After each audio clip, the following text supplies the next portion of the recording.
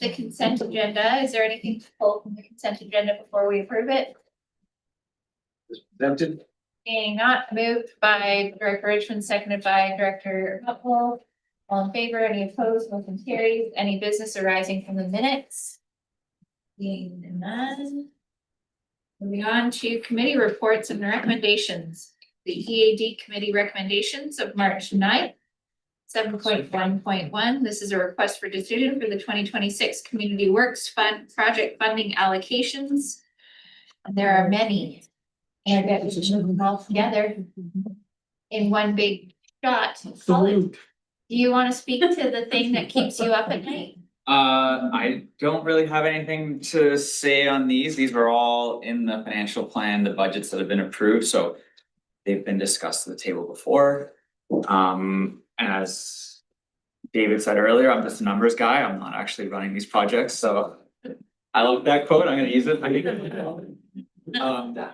But yeah, I mean, the reports, the full project reports have been completed by staff that are managing each project, so. Moved by Director Damaris, second by Director Herford. Any comments? All in favor, any opposed, motion carried. Thank you. 7.1.2, the draft electoral area budget review and financial plan. This is many.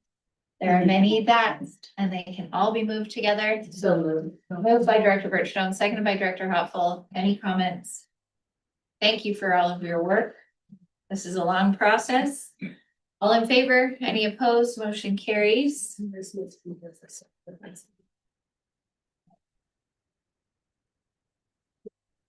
We're on 7.1.3. And this is a request for funding from Furry Creek Community Association regarding beaches, trails, and open spaces maintenance project. We have General Manager Omar Button here. Tell us what keeps him up at that.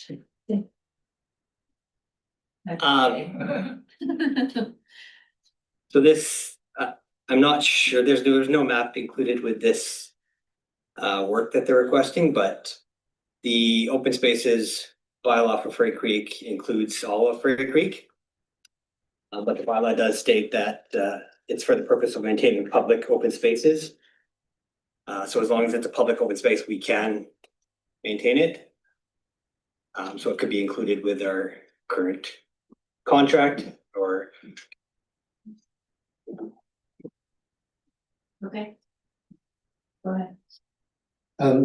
I put it in this way to, we started it last year, and the intent was that for this budget year, I would ask to get it moved over into open spaces, but I wasn't here in October, November, December, so that didn't happen. So I put it in again this year for, I thought, to cover it out of amenity and then have that budget discussion later. But if there's room in the open spaces budget for this amount of money, then I'd like it to come from there. I think we'd probably have to, I'd have to review again, but we would probably have to add some, like if you're asking to add that 13,000, we could get that work done. But I don't know if there's that much room in there. It's probably easier because of how it's set up. It's probably easier if we do it out of amenities again this year and allow a proper discussion to move it into open spaces for next year. For next year's I budget. think that's partly because the FCC have already hired somebody, so, and that might be problematic for our hiring processes and so on. So we're asking to give them a grant and then they manage it. And then come with 2 years of sort of operations, if you like, and can present it as this is the amount of hours, this is the amount of money, and then staff can then decide how it gets staffed. But I think, yeah, amenities fund this year, budget discussion for next year. Does that make sense to you? Is that okay? It's fine with me as long as I think it's important as long as that's public accessible space that we're funding. Yep. Yeah, where it is, there's a tunnel under the highway from the mailboxes on Furry Creek. There's a tunnel under the highway, and there's a trail through the, that's the initial trail through the woods. And then there's a trail that's alongside the golf cart park that was put in place by the golf club and the community. And then there's a trail along the top, basically next to the dike, all the way along by the beach. It gives access to the beach. And it is used primarily by visitors to Ferry Creek. Some residents go there, but not many. It's mostly people from Squamish and Britannia Beach and West Vancouver and Lions Bay. And it's all public land. And if you start asking, well, I'll stop there. Would you feel more comfortable if I see your hand, if we request mapping from the association prior to the issuance of funds? I think that would be our due diligence to make sure that we're, Do you want it in a resolution or is that staff protocol anyway? I could follow up with the FCCA myself. Okay, Yeah. okay, so we don't need to. We respond to funded this. this last year. Could we not do it again just as we? Rather than so they can keep going? Yeah. And then do that study before it ever comes to The budget. to budget considerations next year? Yeah. Can we handle that? I was gonna move the recommendation with the slight change to add the maintenance of public beaches, trails, spaces in Furry Creek, and then that triggers to me the mapping piece and so on. Just, I think that what we're. That would be my motion, I'll speak to. Okay. Moved by Director Herford, seconded by Director Rainbow. Which It's one? the motion as laid out, but adding public lands. Public, Yeah. yeah, I'll second that. Oh, yeah. Yeah. So. Yeah, I think that reflects my edit, it just reflects what I feel is the intent and ensures that we're being explicit that this isn't for funding that type of work on maybe strata land or. Backyard, no. Or someone, yeah, exactly, someone's private property, so but I'm happy to see this move forward, and I think that slight wording change reflects what our intent was here a little bit. The service already, it's called Furry Creek Community, it's got Furry Creek Public Open Yeah. Space Maintenance Services, so I think we're covered. Thank you. All in favor? Anyone opposed? Motion carries. Was that both that's, we just. Yeah. Oh, good, okay. Well, Thank change you. just in the first that. Okay, 7.2.1, EDIF, one-time funding request from Stewardship Pemberton Society.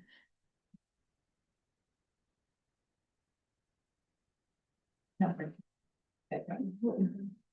Okay, and do you want to move that? Yes, I do. They came in front of the PVIS committee and we approved the $7,000 one-time grant. Okay. From our Request. request. Yes. Okay, so moved and seconded by Director Richmond. Any further comments? All in favor? Any opposed? Motion carries. Okay, and now 7.2.2, a direction request for the draft Pemberton and Area C shared budget review and financial plan. There are many that can be moved together. Moved by Director Richmond, seconded by Director Hopple. All in favor? Any opposed? Motion carries. Now we're going to 8.2. Request for decision on zoning amendment agricultural 1 to agricultural 1. BNP.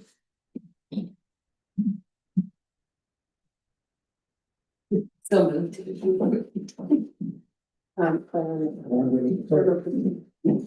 I think. So. Do I hear from staff? Somebody.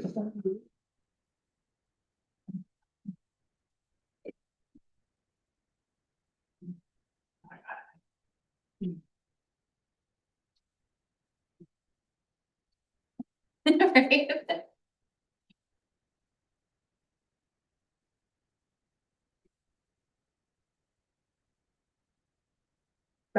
Them seeing the emotions, they probably have time. Yeah, totally.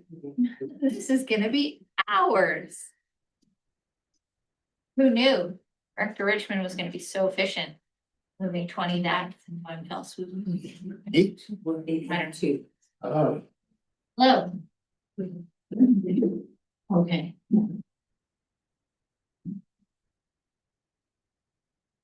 Thank you, through the chair, so this.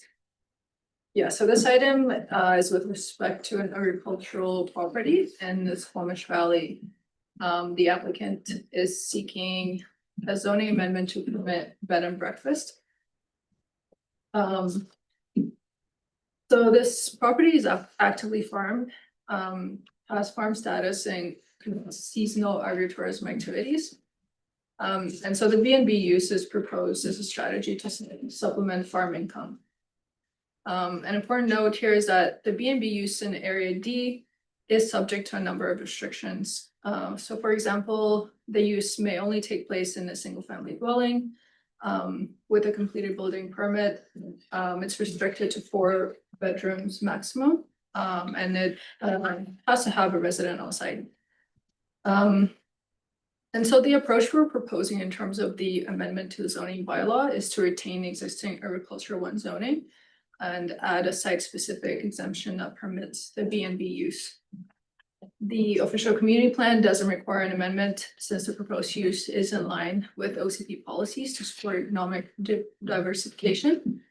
And so the OCP policies actually speak specifically to the B&B use.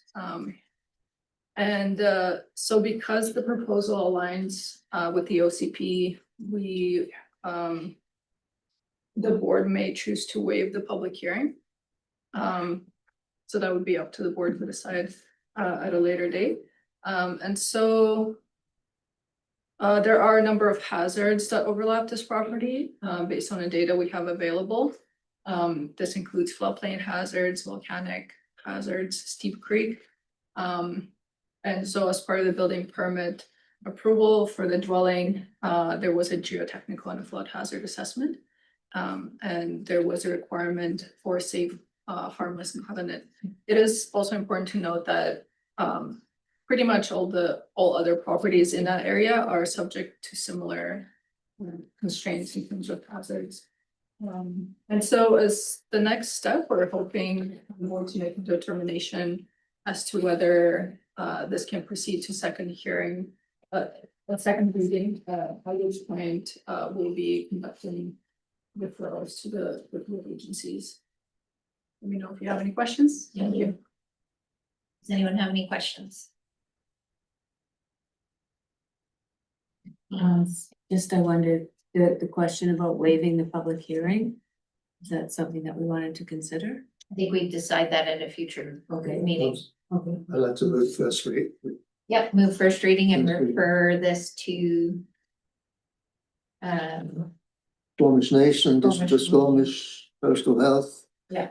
ALC, not Ministry of Agriculture.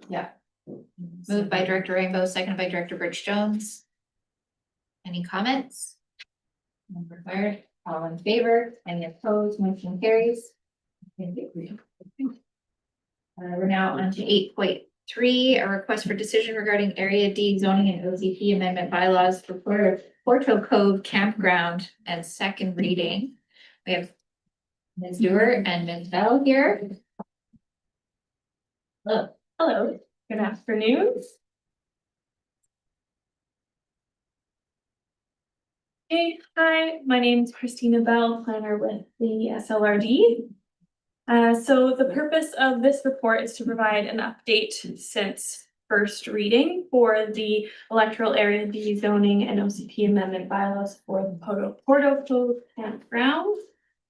I'm also going to summarize the referral responses and then present just a general update on the proposal and the request for the second reading and then schedule the hearing.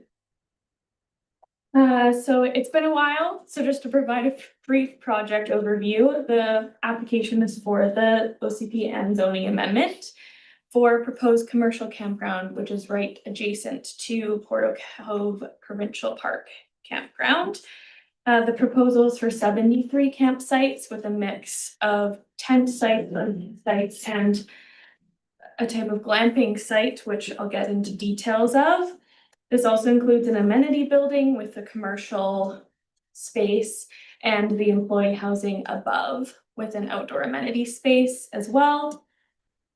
And the site is a former aggregate extraction operation, providing an excellent opportunity to repurpose the site, providing a recreational amenity that is in high demand in the region. So just for the purpose of presenting this report, I think I'll focus on three main things. First, I want to highlight what's changed since first reading, including the servicing information and key changes to the employee housing proposal and the glamping sites. Then a summary of the referral responses, and then I'll provide an overview of the changes that were made to the zoning bylaw amendment.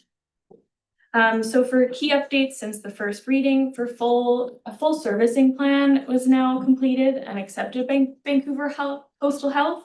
And that was resolving the initial water and wastewater concerns expressed by BCH in the referral process. So that was the main technical piece that was being resolved since first reading. And that took some coordination with BC Parks as well. Slope stabilization work has now been completed. That was being done under a separate federal permit. And one comment of concern was received and presented to the board previously.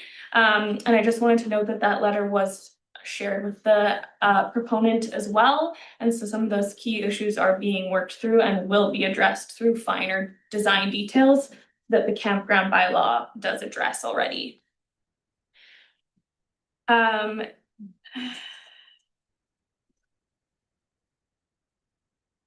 Sorry, lost my train of thought there.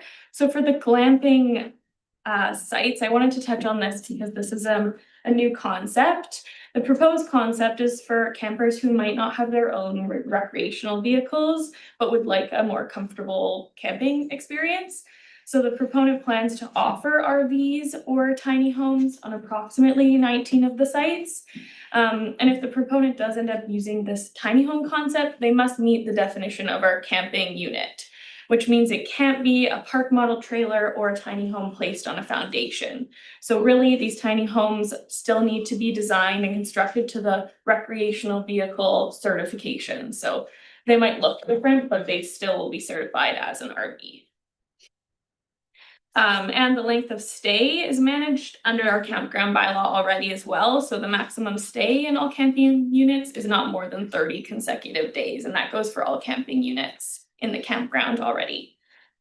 For the employee housing change, the original proposal included 16 dwelling units for employee housing. However, further discussions were had with BC Hydro, and there isn't the level of power, phase 2 power required for that many apartments, and mostly to supply power for the kitchens. So the proposal has shifted. There still needs to be a caretaker unit in employee housing, and the interest is still to provide those 16 units when power may be available. So the proposal now is still to have employee housing on the top floor, just in a smaller dwelling unit. So it would be a caretaker unit with multiple bedrooms. So those seasonal employees can still come and stay. So it'll be more like a dorm. Correct. Yeah. Yeah, so dorm is a great way to think about it. Dorms can have, technical building code requirements that are a bit different, but how it's been written, both are considered a dwelling unit. So that design can be detailed out, but how we've written the zoning amendment bylaw is to allow for a maximum of those 16 dwelling units and a gross floor area. So they can still operate with the power constraints and have employee housing to what they can design at this current stage. But when they can do 16 dwelling units, the idea is that they wouldn't have to come back for a zoning amendment to achieve that. Sorry to interrupt you. And then with one other notable change is commercial assembly use. So commercial assembly has been added to this zoning, this amending bylaw. So that would permit events such as weddings and retreats.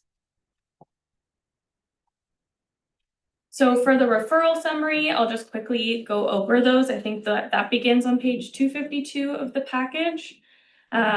So for Vancouver Coastal Health, as I mentioned, there were some concerns on the details for water servicing. Those technical assessments and full servicing plan were completed. And now VCH has provided their preliminary non-objection. District of Squamish had no major concerns. They had some detailed comments on waste storage, which will also be addressed through the campground permit. BC Parks, they raised some traffic and general guest management concerns, and so they did visit the site with the proponent, and they were part of the scoping for the traffic impact assessment that was done. And there'll be further details like a traffic management plan that will be required of the campground permit, and they'll be consulted through that process as well. And then for, the Ministry of Transit and Transportation, they did request that TIA and it was accepted, so they've provided the preliminary approval of the zoning bylaw amendment.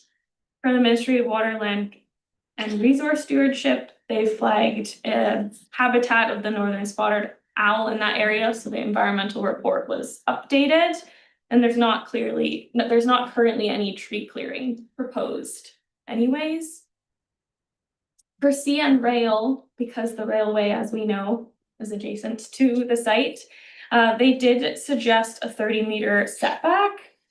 However, staff believe that this isn't quite realistic or reflective of what is done locally right now, and the campground bylaw only requires a 7.5 meter setback.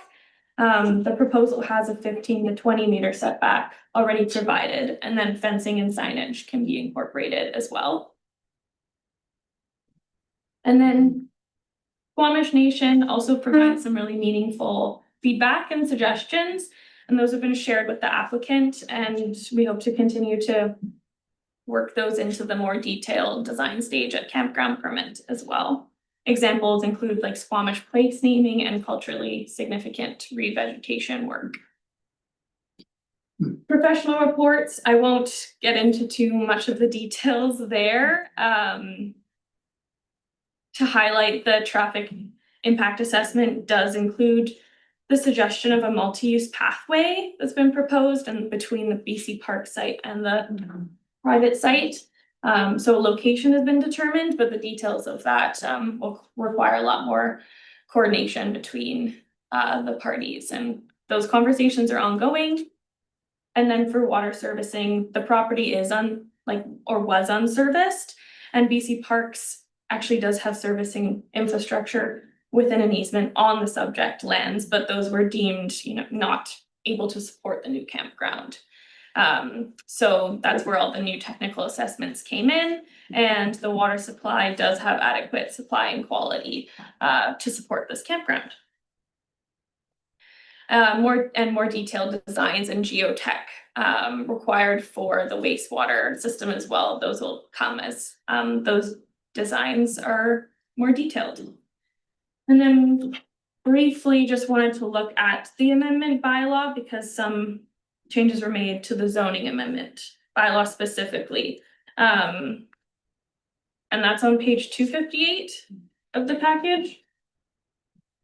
So there's a first highlight there in the permitted use section for 11.8.2. There's a blank highlight. That's a tracked change in deleting. That was just for a caretaker unit. That's already covered in employee housing. Caretaker unit isn't a defined use, but employee housing is. And then you see the addition of the commercial assembly use. Then the next highlighted section for conditions of use. This was just added for clarity around the fact that the caretaker will be an employee housing unit.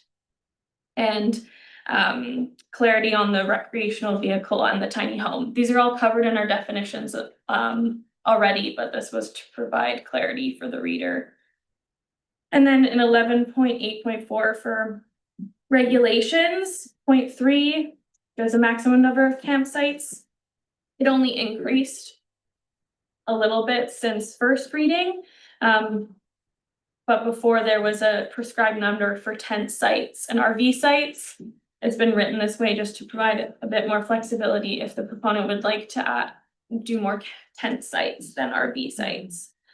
And then, we just have edit there in 0.6 of the regulations section, changed the term to dwelling units rather than apartments, because dwelling units is the defined term. Yeah, I'll finish up there and just provide some closing comments on the organizational and external impacts. Impacts of the campground will be largely local in nature with an increased visitor count. The campground is anticipated to relieve pressure on recreation sites in the area, which, as we know, are consistently at capacity. And this is largely in alignment with our goal 6 of our regional growth strategy, which is to encourage the sustainable use of parks and natural areas.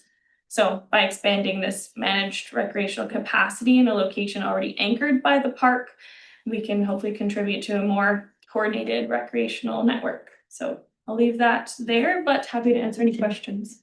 Could not agree more. This is exciting. Go ahead. Thank you very much, first of all, for the astounding, great work. Question, are we obliged to have a public hearing? Through the chair, we are, because it is not currently in line with the OCP. So when we have the zoning amendment that's paired with a OCP amendment, that's where the requirement for the public hearing comes Okay. in. It'll be a lonely evening, I'm just trying to Yeah. think Yeah. what members of the public might tune in. It's kind of a bit isolated from your residences. Okay, thank you. All right, I have Director Pettengill, then Director Herford, then Director Richmond. Yeah, 2 questions. One, I understand why we wouldn't want necessarily to allow permanent living structures on the campsites, but why restrict it to RVs as opposed to allow yurts or other sorts of structures? Yeah, through the chair. Great question. This was a discussion that was had with the applicant as well, and yurts was something that came up. Yurts are interesting because they're a wood frame structure. They're actually considered a structure under the BC building code. So that's something that could definitely be explored, but at this time, the proponent doesn't want to go down the route of permitted building permit required structures.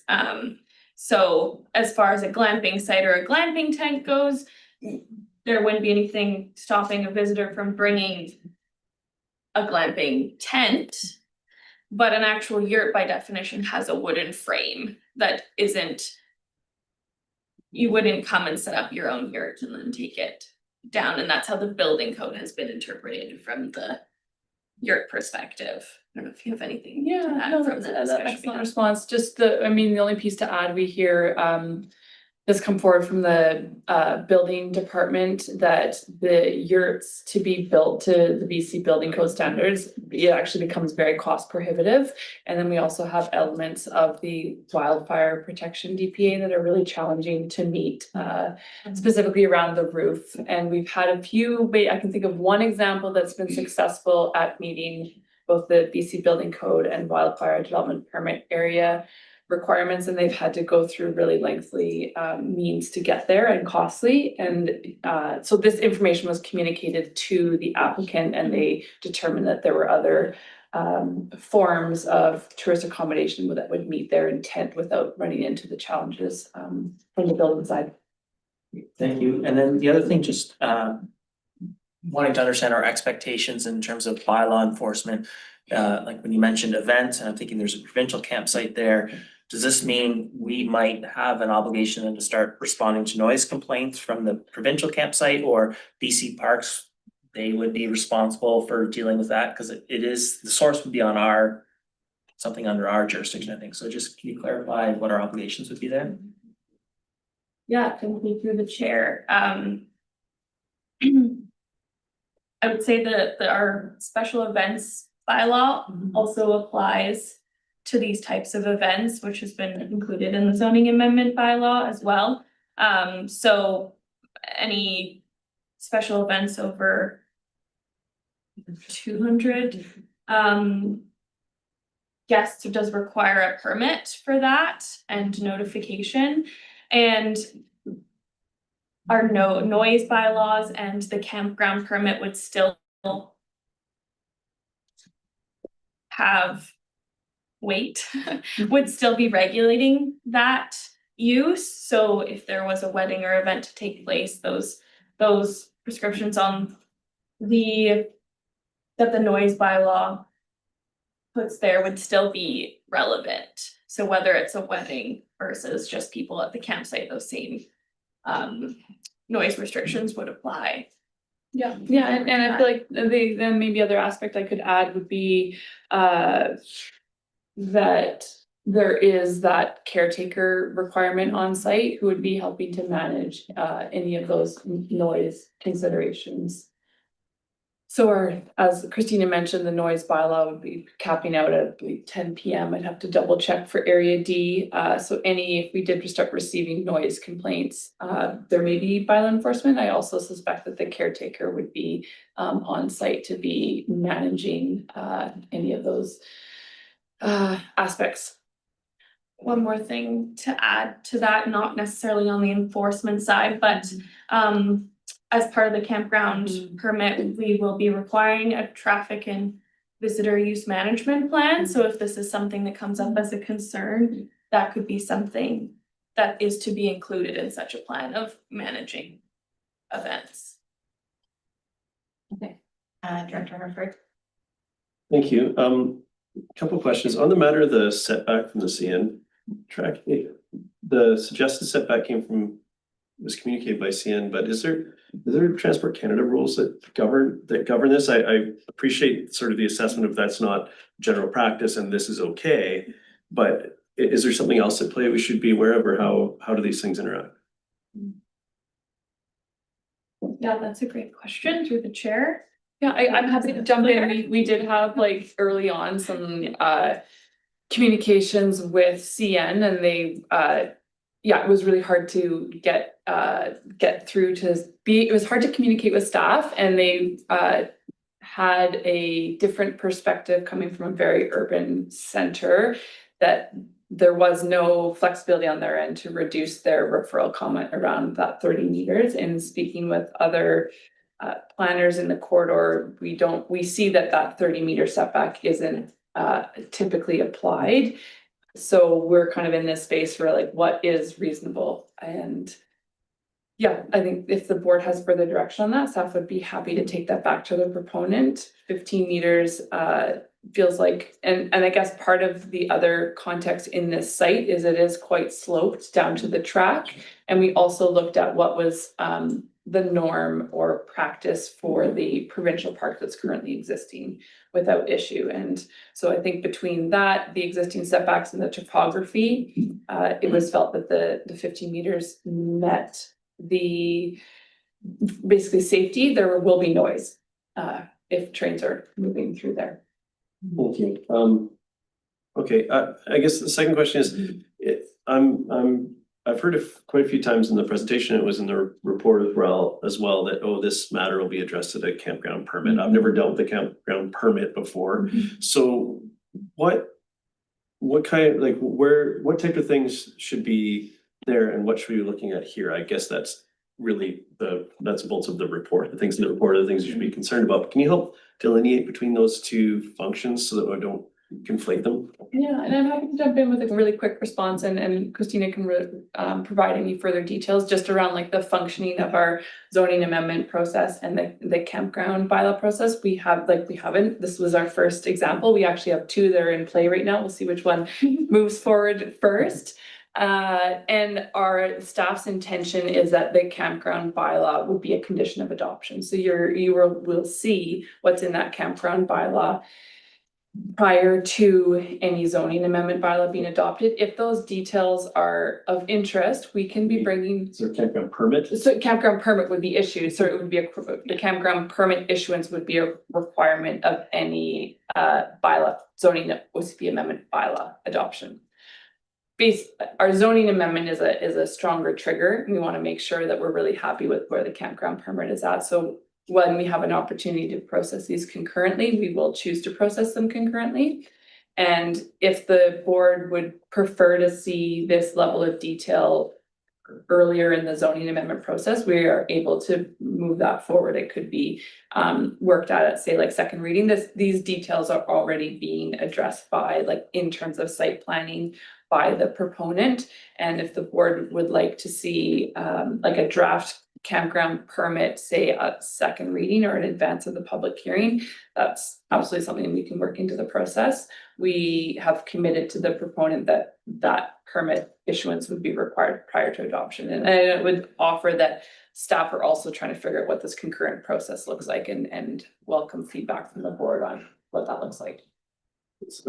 That's helpful context. I guess my last question with that is that the zoning is something that would be there in perpetuity onwards. Is the permit the same way, or is there some sort of review and renewal process to address emergent operational concerns that might come up with everyone's best intent to create these management plans and things in there? Like, how does that like upkeep of that permit, or is it just once issued, it's authorized like a development permit is for a Yes, through the chair, once it's issued, it is authorized. I'm just pulling up, I think, wanted to see about whether there's a mechanism to revoke.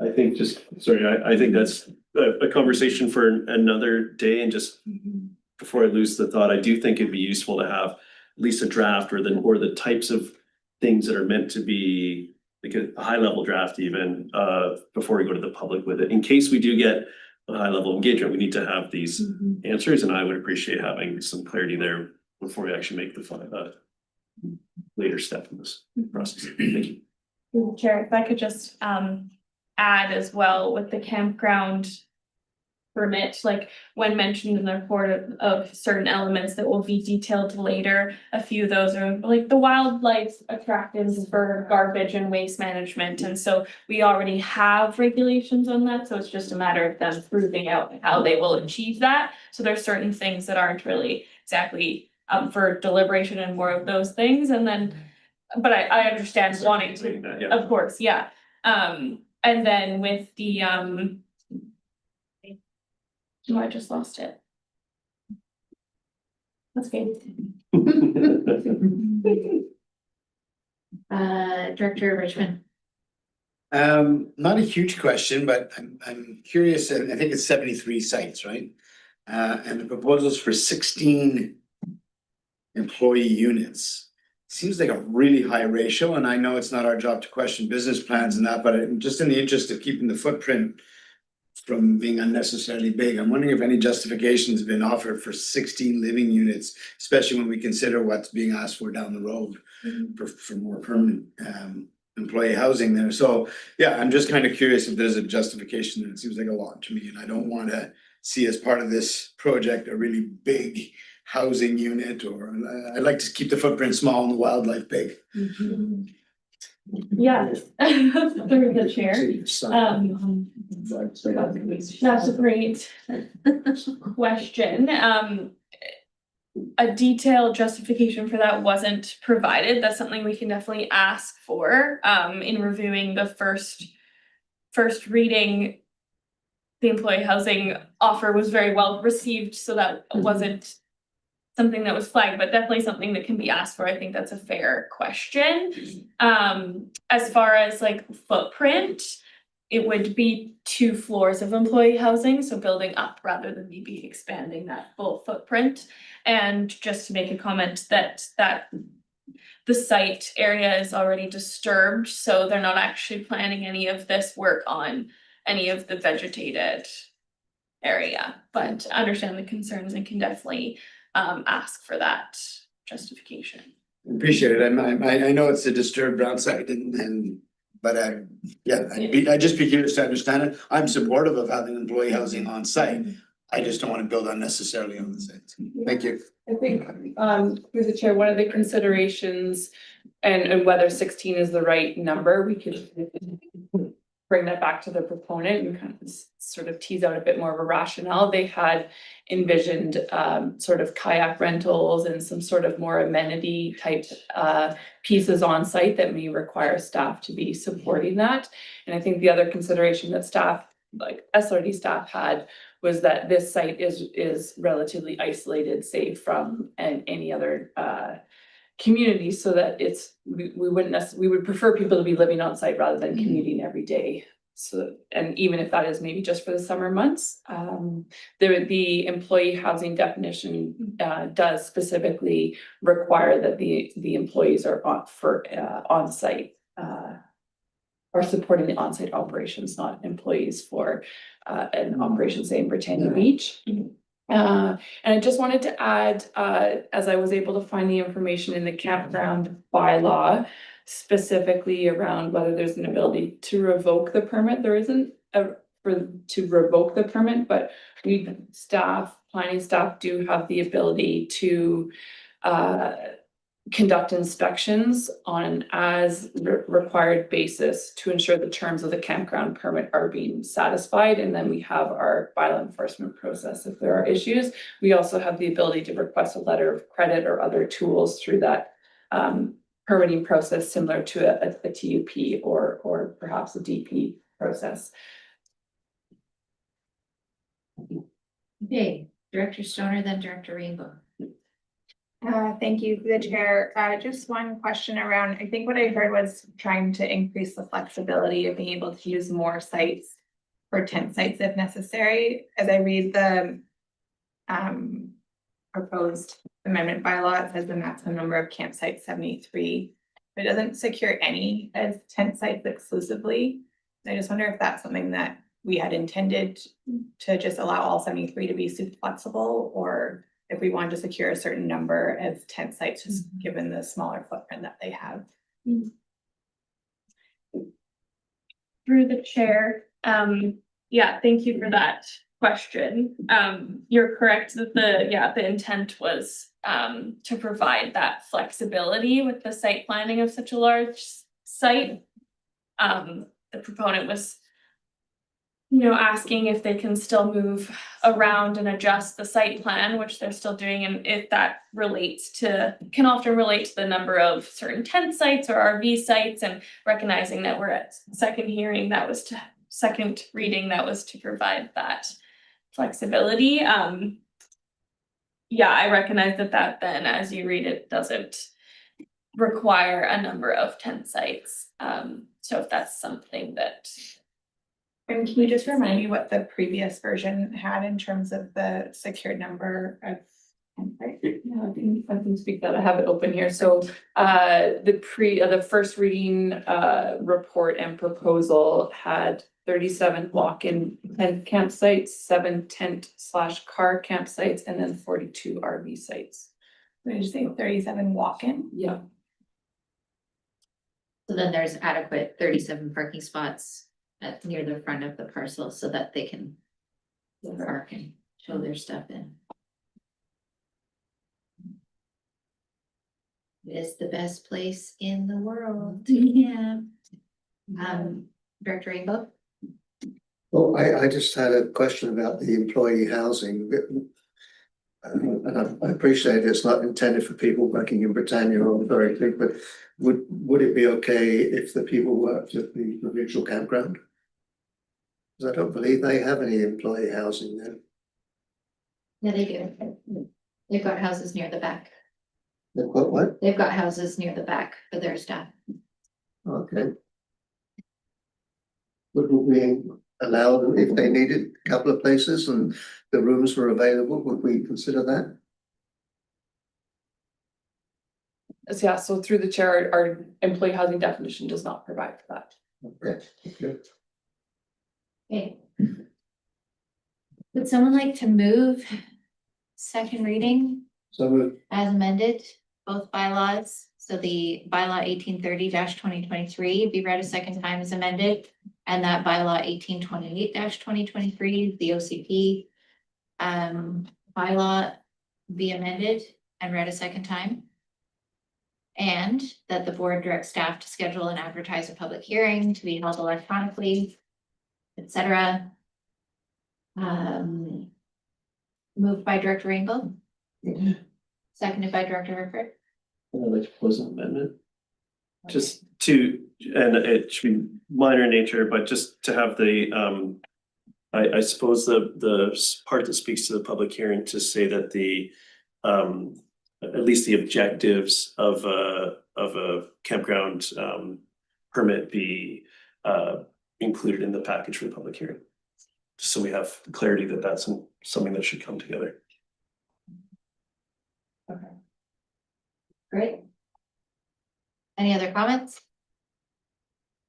Go ahead.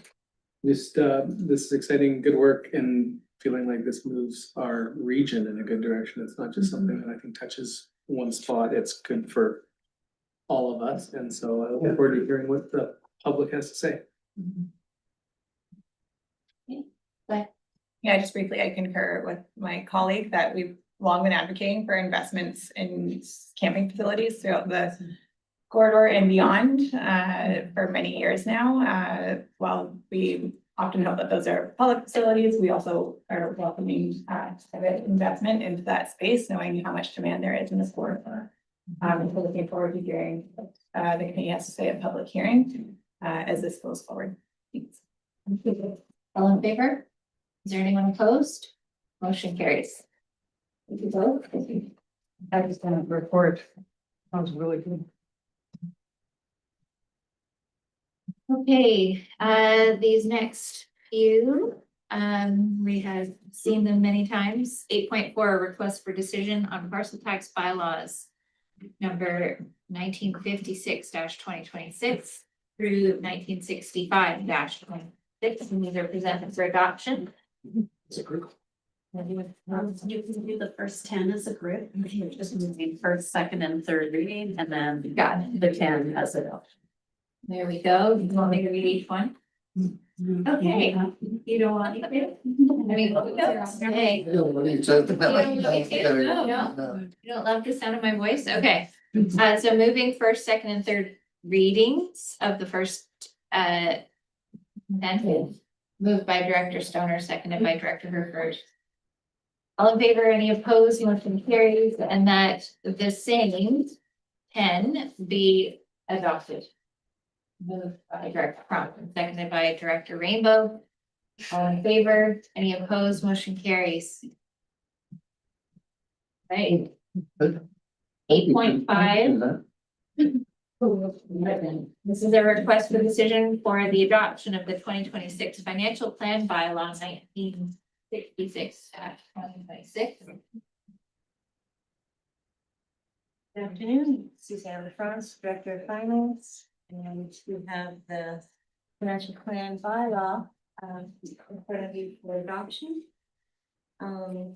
This is a local government act requirement that we have the 5-year financial plan adopted by March 31st.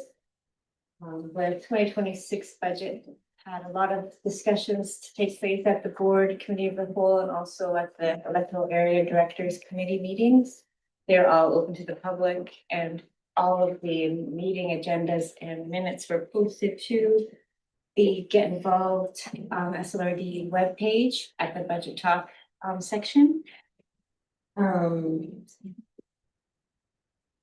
Financial planning, all of the, at that one, sorry. Back. The total consolidated 2026 tax requisition for all SLRD services is currently 1.3% increase over 2025's tax requisition. However, there is a change for the Village of Pemberton's recreation service where we're not collecting that tax. So normalizing that, it would be about a 6.7% increase over 2025.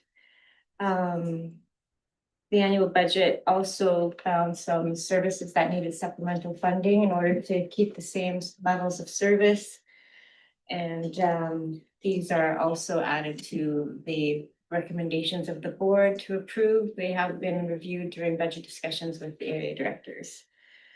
And there's some updates done to the budget since last review. They are minor and don't affect any taxation levels, just the 2025 actual interest income transferred to reserves have been updated. The 2025 grant funded projects have been updated to actual.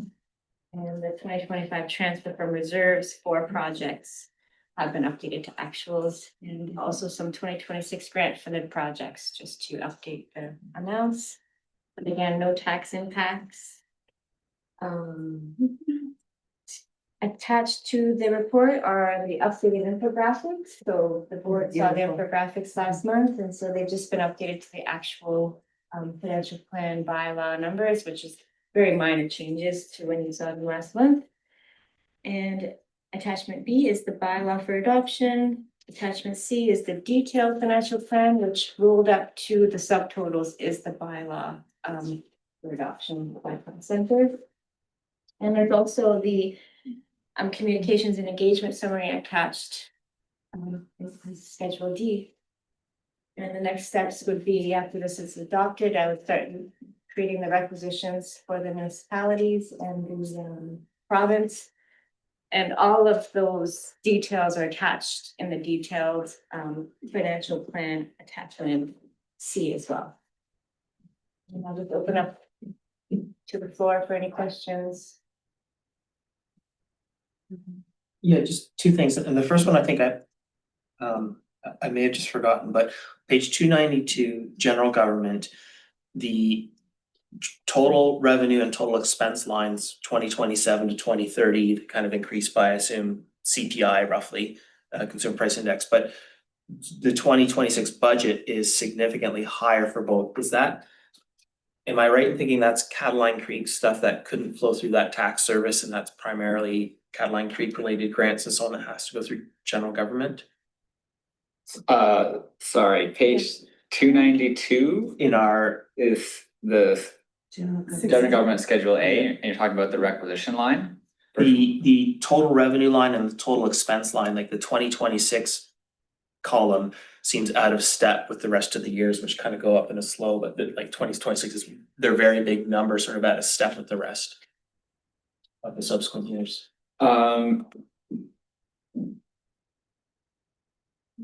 Pull up the 1,000 details. Yes, I was gonna say, that's probably a better way to do it. Just why it's 12 So million the this year. 2025 operating expenses was 6,621,000, and in 2026 it's 8 million, and that's mainly due to increase in special projects, increase in IT expenses, which we've gone over the committee of the whole meetings, and increase in general government operations, and increase in staff expenses. So everything did increase quite a bit overall, 32% increase from 2025 forecast to the 2026 draft budget. Just as that. I believe, just for clarity, it's page 16 of the report. Schedule A, the page number that Director Pettingill is quoting is the whole package, is that correct? Yeah. Yeah. So page 16 of the report, which has 12 million as 2026 annual budget versus 8 million. And I think, and I'm just gonna take a stab at this, it's because we can't budget in future years for surplus.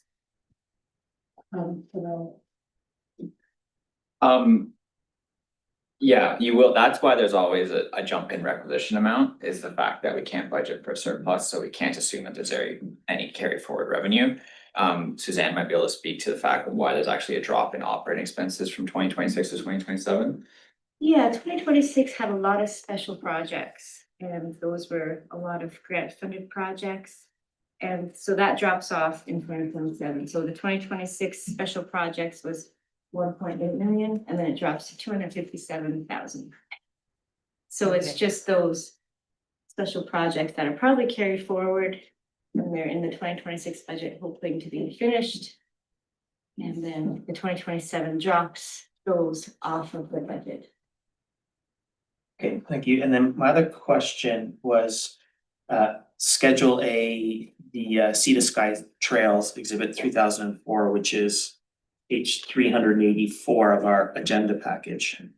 And I just, when I look at the sort of 5-year, and we get sort of past some of the big grants in the next couple of years, it looks like our operating revenues, primarily requisitions, and it's 1/3 of our operating expenses. And I see there's this non-taxable expenses depreciation line, which we don't quite understand, but it looks to me like in terms of operations, we're getting 1/3 of what we need to operate the Sea to Sky Trail. And maybe this is a separate future discussion, but it sort of jumped out at me here. For the depreciation line, that's just showing the cost of an asset over time. So it's actually a non-cash expenditure. If we purchase an asset for $1 million and today, then we don't recognize that as an expense in the current year. We depreciate over the life of the useful asset. So a lot of times we're receiving grants and we're doing a lot of trail building, and then we're depreciating that asset over the next 10, 15, 20 years, whatever the useful life is. So we show the depreciation as an expense, but we also then back it out as that non-taxable expense line. So the depreciation is necessarily a cost to the service that we have to tax for. So if we remove the depreciation out of the operating costs for 2027 drop down to 167,000. Okay, so we are actually requisitioning enough to pay for the trail. Okay. Thank Any you. questions? Okay. You want a minute? I just had a quick question. Yeah, go ahead. For the infographics of them, just curious why there weren't funds done for the municipalities. I think that was contemplated at the time, but we can add that for next year, municipality infographic. Any question? Director Birch Jones, do you want to move? I'd love to. The allocations as listed, so there are many. Yep. I'm not gonna read them all out. But up Oh, yeah. to, there are 10. We're gonna move all of those allocations together as a block. Director Birch Jones, seconded by Director Crumpton. Okay, thank you. All in favor? Is there anyone opposed? Motion carries. And then we have a weighted all vote to give this financial plan first, second, and third reading. Moved by Director Rainbow, seconded by Director Demare. Comments? All in favor? Comment? There was someone to comment, I'll comment. Okay, well, we're gonna get to adoption. But go ahead. I'll comment on Do it now. things. Yeah, do it. Like adopted. Yeah. Thank you to staff for the inordinate amount of work that goes into our budget every year, to board director colleagues for the thoughtful deliberations, and to the community who's engaged throughout the process. I think we continue to refine how we do this work, and I think we've made some really significant leaps this year on how we communicate our budget, how we deliberate on it in a clearer way. And so thanks to staff for really articulating our budget in a slightly in a more accessible way than it has been in the past. It's not an easy task to do. We all know that from sitting around this table for a while, but especially for those who've tried to engage externally. The infographics especially, I think, are very helpful as we continue to communicate to our residents throughout the corridor, throughout the region, what services they are being provided for, and very high value service for the dollars that are being spent really at the end of the day. Appreciate that. I think all budgets are seeing particularly inflationary pressures. They don't take a 6.7% increase lightly, and recognize that budgets are tight in households, budgets are tight at local government level, and budgets are tight at senior level of the government. And I also think that we've done our due diligence and sharpened our pencils, and we're delivering services that our communities are asking of us. So I'm happy to support the budget. That's afternoon. Where are we? Somewhere. Afternoon. Yes. It's definitely afternoon. Yeah, it is tough. Okay. All in favor? Is there anyone opposed? Motion carries. And then I'll ask for a motion that we adopt the financial plan as presented. Moved by Director Stoner, seconded by Director Muckle. All in favor? Any opposed? Motion carries. You both can rest. For the rest of the day. Only for the rest of today, and then you start next budget. Sorry. Okay. Moving along. CEO group update 9.1. Hi, everyone, better follow CAO SLRD. Nothing to report today. Great, and we're on 9.3. And this is a director request for bylaw 1501-2016.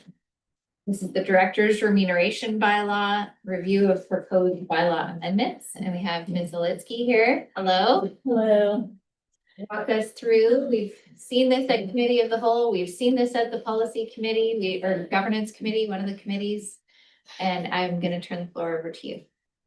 I'm Monica Litsky, HR Manager for the SLRD. This report is requesting further board direction on proposed amendments to SLRD Director's Remuneration Bylaw 1501-2016. Throughout the current term, the board has been engaged in a review of the existing compensation framework for directors. The work has included a comparison with remuneration practices in other regional districts, as well as an evaluation of whether the current board remuneration structure remains fair, appropriate, and reflective of the responsibilities carried out by SLRD directors. So the report before you summarizes a series of proposed updates to the bylaw. These updates incorporate the board's previous direction along with other housekeeping and administrative refinements that are being recommended by staff. So following today's discussion and direction, staff will prepare the amended bylaw for future board consideration, including readings and adoption at a future board meeting. So the staff report also lays out additional items for the board's consideration today. And I have a list of 4 items, and they're also laid out in the report. But first one being, under the current bylaw, certain expenses are eligible for automatic reimbursement while directors are on, or if they're associated with regional district business. The bylaw doesn't set out a definition for regional district business. The bylaw or the board may wish to provide a specific definition for this to be included in an amended bylaw to improve its interpretation and administration by directors and staff. The second item for board's additional consideration, the potential option to replace phone, internet, and cell phone expense reimbursement with an increase to annual stipend that regular directors receive, with the bylaw explicitly stating that the stipend includes remuneration for all long distance home phone, cell phone, and internet costs associated with the SLRD director role.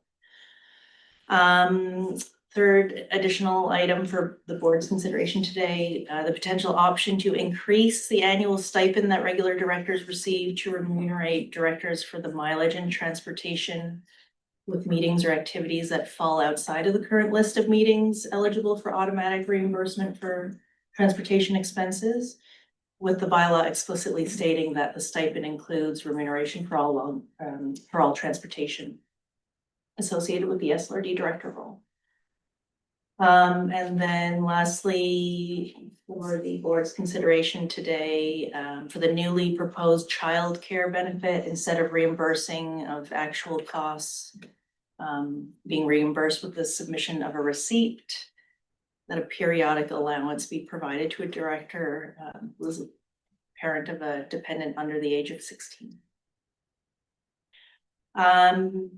So for efficiency's sake, I won't be going through the table of proposed amendments that's listed in the report, but happy to take any questions. And I look forward to the board's direction and discussion on this. I'm going to start off with a couple of questions. Yeah.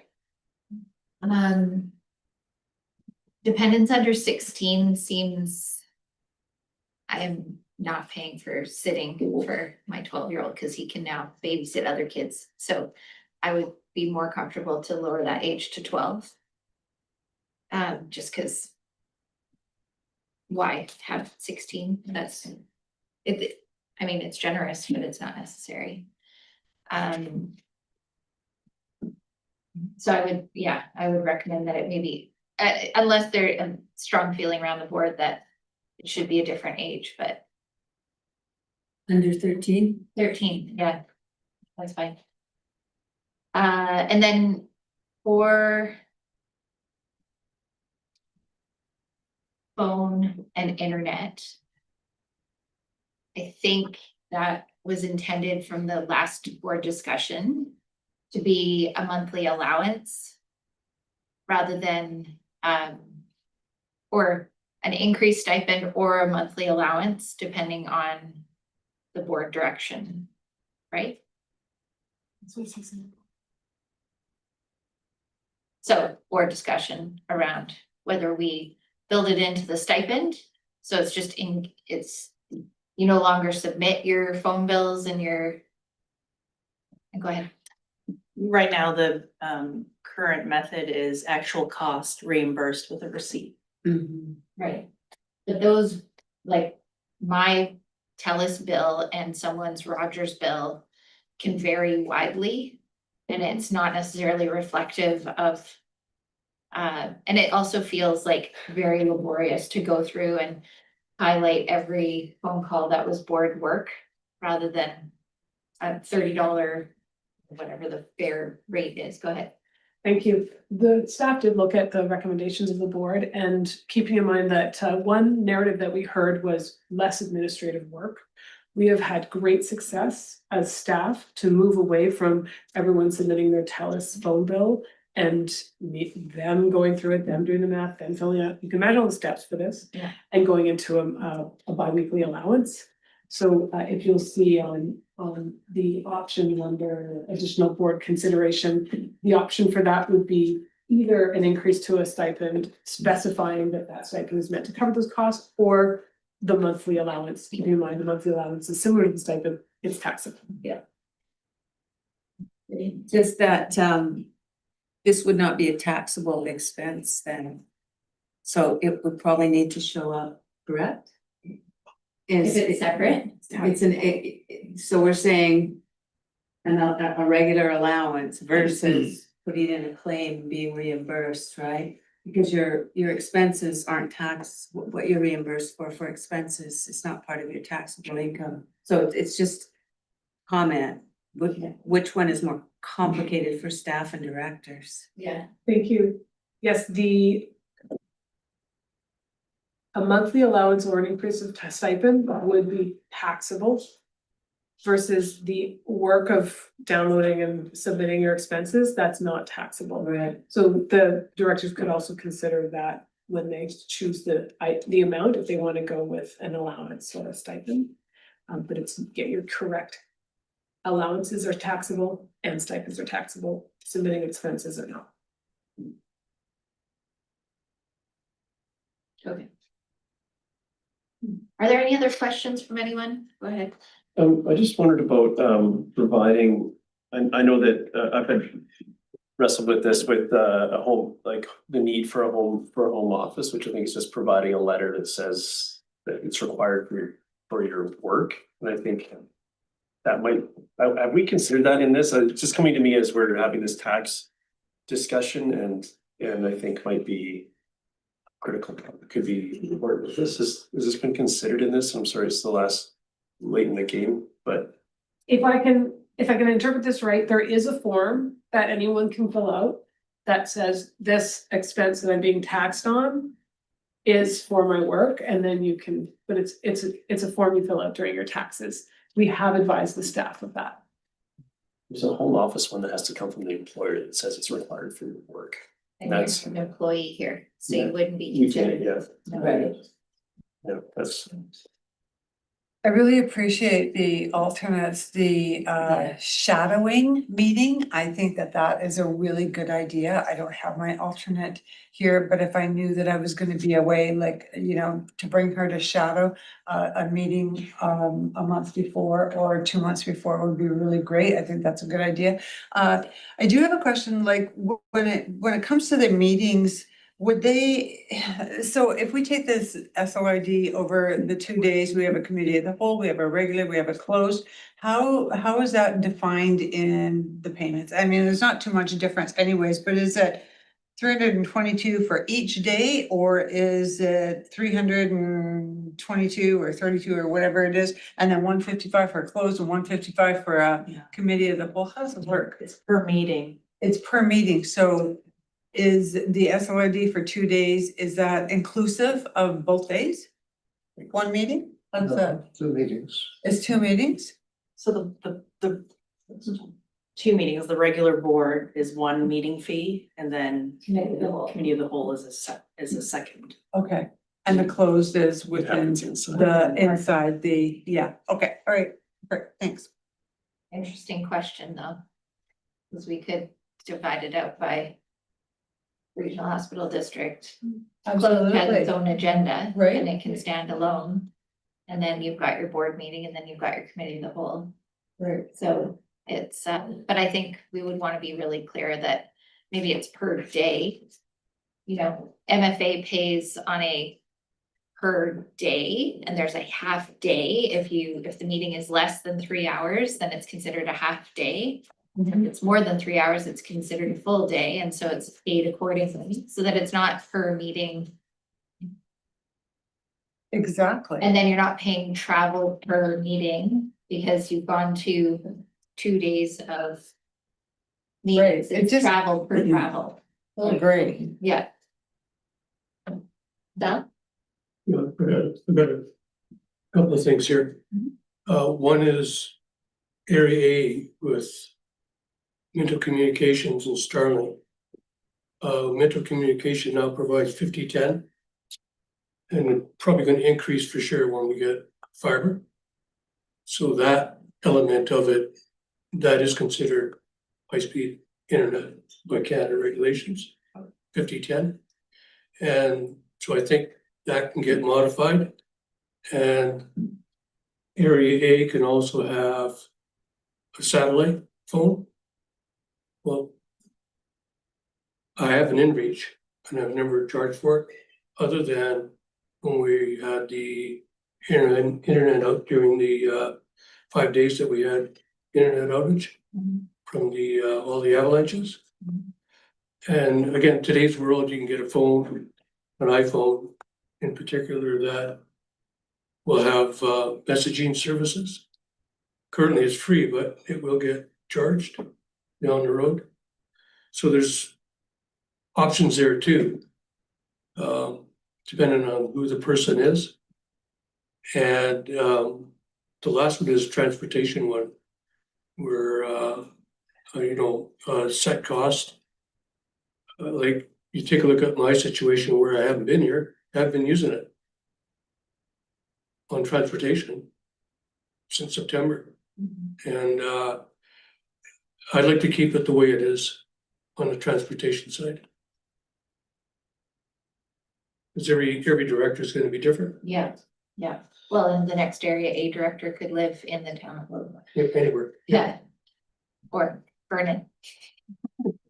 I mean, not that we're recommending that. I am Chris and Jack.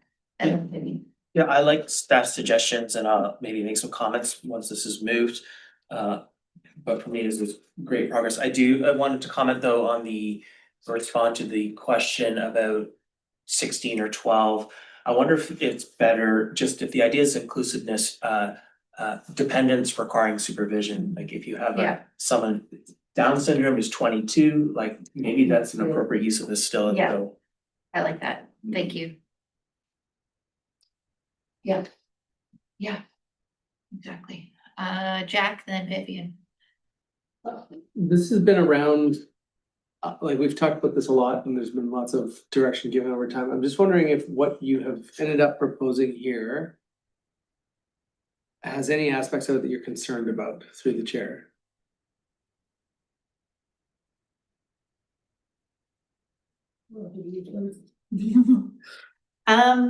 I don't think there's anything for concern. There's just, I think the main one is there's an increased level of administration with these additional provisions.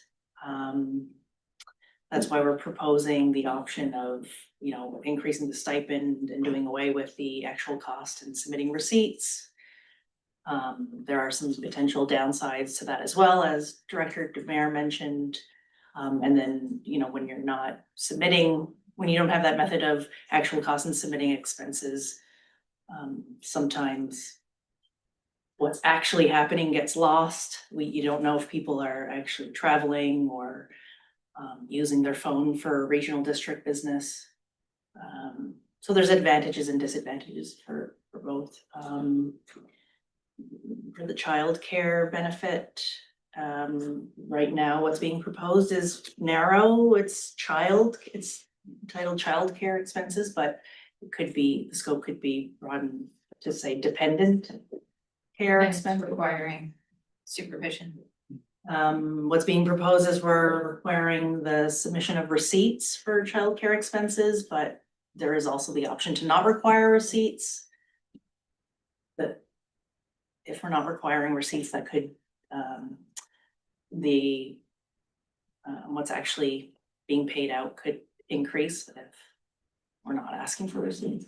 Well, I think you would want to standardize that so that if a partner has to stay home from work or chooses to stay home from work to care for the child, because we all know that childcare in a formalized setting isn't available to everyone all of the time, especially on short notice if an alternate is brought in. How do you recover lost wages? Because it's still a cost to the family to participate in the meeting. Now, out of an abundance of inclusivity, I think it's worthwhile for us to consider how did you want to word that? Or what makes sense to word that? I would say my preference towards either an increase of stipend or an allowance, I have no preference for either of those, for most of these would be appreciated. I think that micromanaging prove you had someone take care of your child, knowing that someone, whoever it is, there's a loss. If someone's taking a day off from an hourly job and they're coming in, do you want a husband's, we're auditing receipts from a husband who's coming or a wife or a spouse or a partner or a mom or anything. Yeah. So I think for that one, the more we can lean into not into trust. Yeah. And not micromanaging while still doing adequate checks and balances. So from a 40,000 foot perspective, we're choosing a price. Is it $75? Like what's a fair price? And we stick by that and we're confident with it. Is the way I would prefer to go. Yeah. Instead of, it's a lot of work going through everyone's cell phone bills and it seems crazy to. Yeah. Sorry, I didn't want to cut you off. Follow This is still your question, Jack. Follow up to that, just, we did a ton of this work 10 years ago. And we had all kinds of these additional charges and stuff like that we sunk into an increased stipend. And so that concern has me feeling like my preference is for as much simplicity as we can possibly drive. So, just clarifying, what is being proposed here is the simplest from an operations point of view, or is it somewhere in between, or is it most complicated? Go ahead. thank you. Future looking, an allowance would be the simplest because it's clear in the remuneration that you are being refunded for an expense.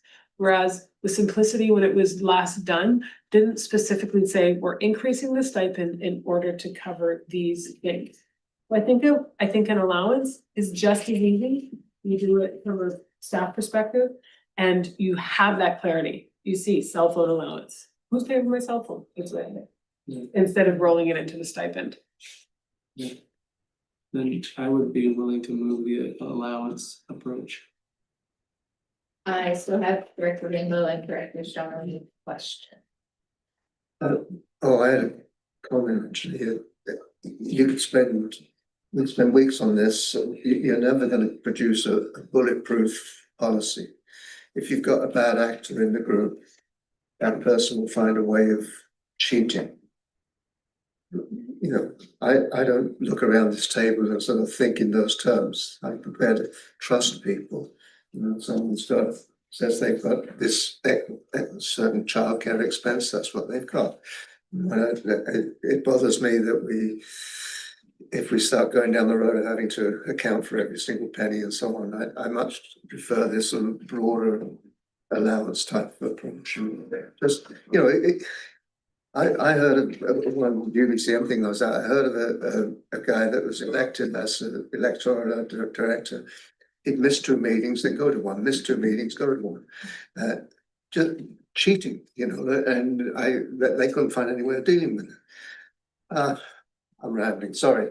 No, and I think, you know, that calls into the code of conduct, right? Yeah, It's, and you won't find yourself reelected in the next, No. you know, and certainly 10 electors can call that person to the Yeah. table. I am disappointed that the stipend, whatever we call it, for area directors is only $36,000.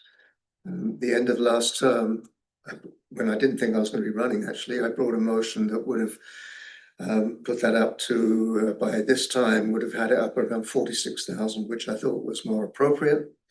I thought it would attract more people into the business. And I don't think $36,000 cuts it. We did do a scan of many other local governments and with the, I know we did that, Yeah. I understand that, but so what? we're fair. My response is, so what?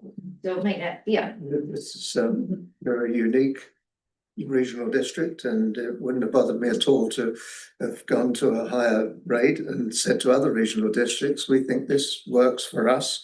And if, you know, why aren't you paying more? But I just wanted to register that, I don't want to belabor it. Yeah, I think checking on the childcare expenses and moving it to an allowance makes sense from an efficiency perspective. When we were first contemplating this, I was expecting that the childcare expense would only apply for, like, if you're traveling to a conference or like the alternate director is here, not just like broadly to attend the meetings. I see that as kind of just part of our, like, if you're appointed to this board, it's part of your job and you work it out. I don't know if we allow for additional expenses, like an additional allowance simply because you have a dependent at home to be sitting at this table. To me, it was more so, if I can speak from personal experience and or like having to bring my 6-month-old to a convention because we allow for 6-month leave and there are no childcare facilities that allow for infants under 12 months throughout the quarter that I'm aware of. So it was more so from my previous interpretation of the conversation was like these one-off, like make it an allowable expense when traveling on work travel or for alternate directors. If they need to accommodate for, but not necessarily for those who are disappointed to sit at this board regularly. And so that's where I'm cautious about adding it as a stipend. that is how I recall the discussion as well. Yeah. Yeah. Yeah. I feel like this is such a tiny section of the people who sit at this board that we should lean heavily towards permissiveness on this one. Like, it just seems like, why on earth would we not go down this path? We've got, I'd like to see more young people at this table. And I think this is a good way to just make it obvious that that's what we'd like to see happen. So that every time someone with a 4-year-old comes to a board meeting as an appointed member of the board, that they are covered for. I think that that's a good investment in civil society and democracy. Like, I like that. That's what I'd like to see happen. Right now, we're not. We're not attracting. accomplishing the task of having a bunch of young people around this table. I've decided that today that I'm old. So the. And go to Mike. You are. Going home. Where does that leave the rest of us? I think Director Crompton's intentions are good, but I think it's too much, because then we're not just talking about one board meeting a month, we're talking about board meeting, committee of the whole, EAD meeting, whatever other meetings that you have to attend on, SLRD business. And I think if we leave that open, that could amount to a lot. And I agree with the intention, but I feel I align better with Director Stoner's comments on it, going, well, if this is the regular job you've taken, just like any other regular job, for whether it's part-time or full-time, if you need to, you're gonna make allowance for, on a regular basis, allowance for childcare. For the exceptional circumstances, the extra travel, the extra conferences, the alternative, I see that definitely being something that should be included, but not for regular meetings. Yeah, so this would be, I think what I'm hearing, except from Jack, is that we support a permissive allowance when the time is required, rather than it being a standard every time you come. Like, so something changes at the last minute, an alternate has to come, they're covered.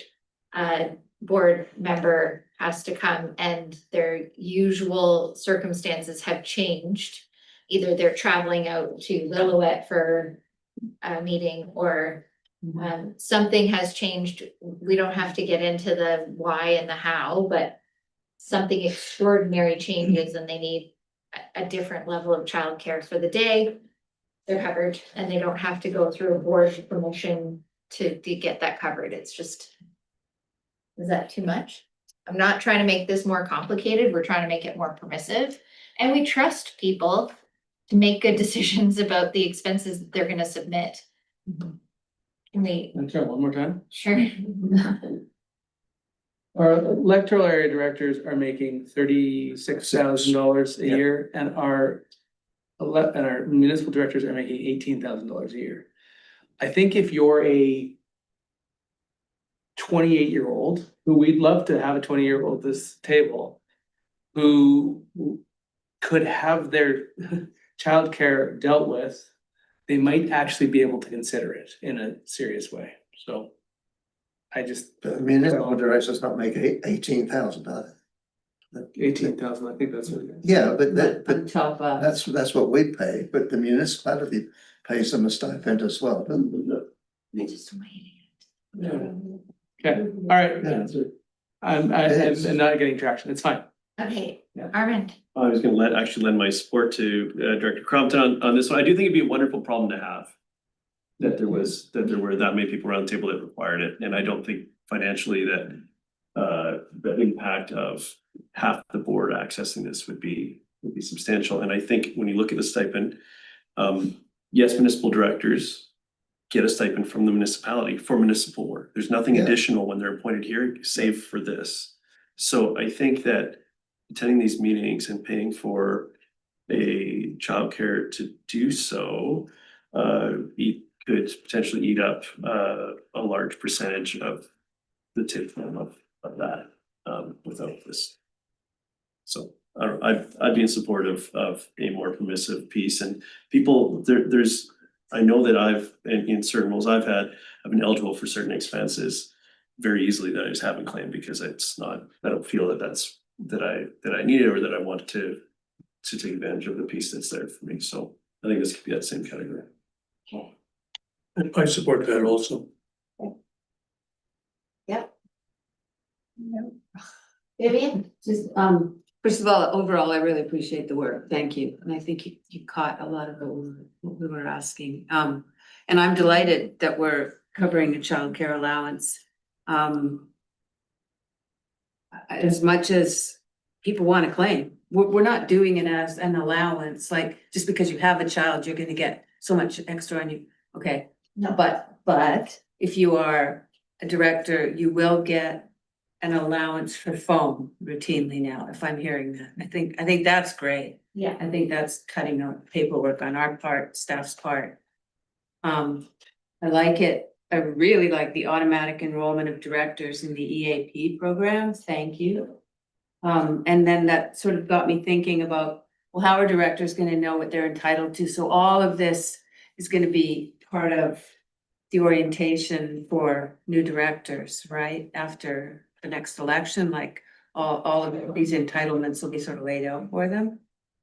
And just, I wondered if on the meal rates, on our expense claim, like right now we have what the meal rates are. Could we have what up to 75% of the CRA rates are? Can we have that on the form? And does that just change annually, I think? So does mileage, right? So could that be updated on the form on an annual basis? That would just, I just think that would make that would be great. Through the chair, yeah, that's the That's intention. Good, okay. I thought all the discussions around breach and penalties and so on were good. I hope we don't have to use it, but they made sense to me. I don't think I had any other. Nope. Sorry, you've been covered. The fact that you just get that computer at the end, I think that's fairly generous. I thought that there was some cost at the end. Yeah, I had to pay for mine. 4 years, and I know that Russell did too, but this is a change, and I think it's generous. Yeah. Like, because you're getting. Sorry, Heather, did you wanna, or? Yeah, thank you. Angela Balch from General Manager of Corporate Services. That is a change with the laptops. And the idea is that they're distributed at the beginning of your term. And after the 4 years of your term, that computer really isn't worth a lot to the organization. And when we receive it back, we almost need to recycle it internally. So if it's something that past board directors could use moving forward, it really isn't a loss for the organization because we typically have 4-year terms on all of our laptops. The only other thing that the comment was allowing this weekly allowance to parents of children under the age of 16, and I was wondering about the 16 as well, and also I was wondering about a weekly allowance. I thought, well, no, this should be something that parents can claim depending on the circumstances, so. But I think we should be generous with that. I mean, I think that is a huge improvement in this policy overall. Thank you. I agree with a lot of Director Birch Jones' comments. I think you captured a lot of what all the previous discussions. I appreciate that. I think what we've got here is a vast improvement over what we had 4 years ago. When all of us and all of the AD started. I think we've taken a few good steps towards making the roles more accessible for people to run for. The computer, the phone allowance, the driving allowance, the increased stipend, I think we've covered benefits are available. I think we're getting there slowly. So I appreciate 99% of it. I won't be supporting a motion that includes daycare for all meetings. I think that still leaves the door too wide open. You have many meetings, all of a sudden, all of those can be attributed to daycare, whether you went to the Chamber of Commerce today, the EAD meeting tomorrow, Tourism Pemberton the day after, whatever it is. And there's daycare applied to all that. I think it leaves a door open.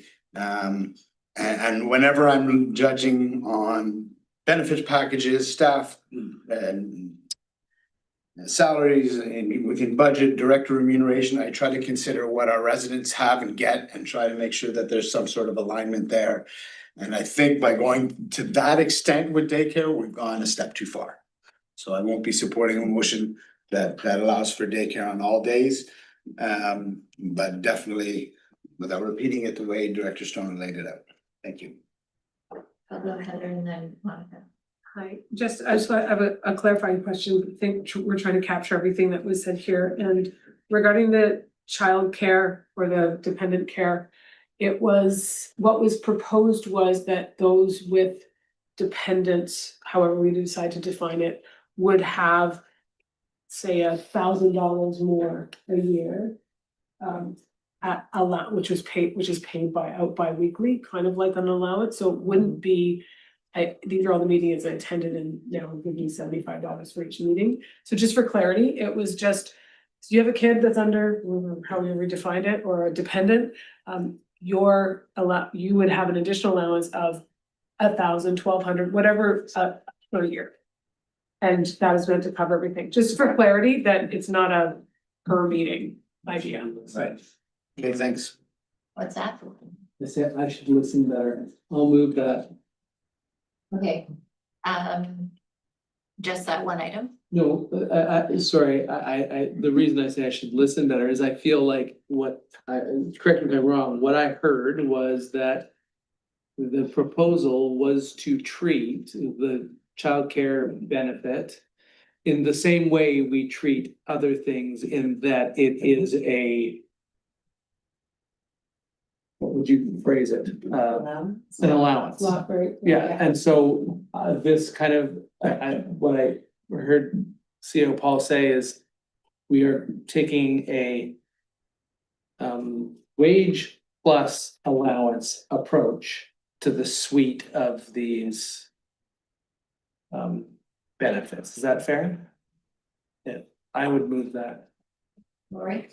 I would just like to ask if we can vote on that piece of it separately, because I agree with Director Stoner and Richmond, and I think that it could be, as much as it could be a bonus to have young people in our group, I also think it can be a detriment when taxpayers know that if they are electing somebody with kids, that it will cost more.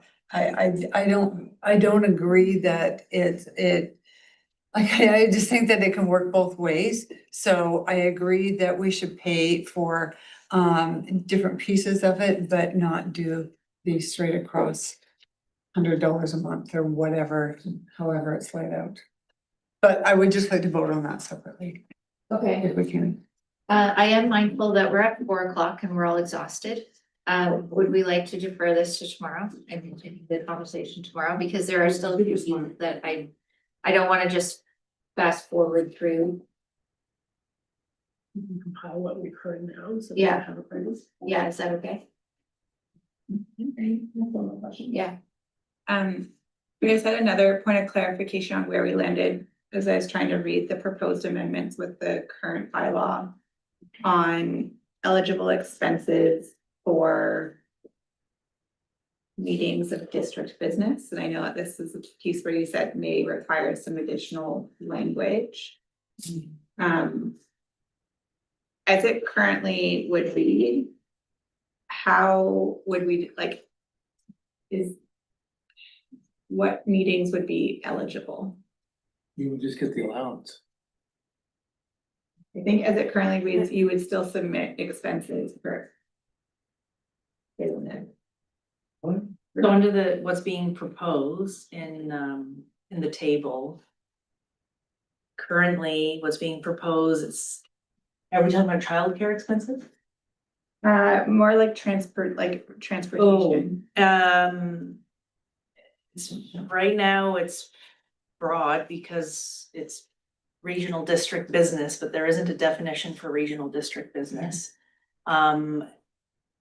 There has been some interpretation that regional district business is only the meetings that are listed in the bylaw, Schedule B. So board meetings, committee meetings, meetings where the board chair is an ex officio member. And then the third one is meetings where there's a board resolution to appoint a director onto an external association, but there has to be a board resolution. Those are the only meetings where expenses are automatically reimbursable. And then it's assumed for like the chair or the vice chair, for example, they have an additional stipend. And so that is intended to cover their cost of travel to all the additional meetings that they might attend on behalf of the board. Is that correct? Or do they submit expenses for those additional meetings. Under the current bylaw, they have to, technically, there has to be a board resolution if it's outside of that list of meetings. I am gonna go back to, we are exhausted. Yeah. It is 4 o'clock. I'm gonna call a recess of this meeting and we will resume this discussion tomorrow. Because otherwise, my head's gonna explode. Calling a recess, that fine? Okay, we will resume this meeting after committee of the whole tomorrow.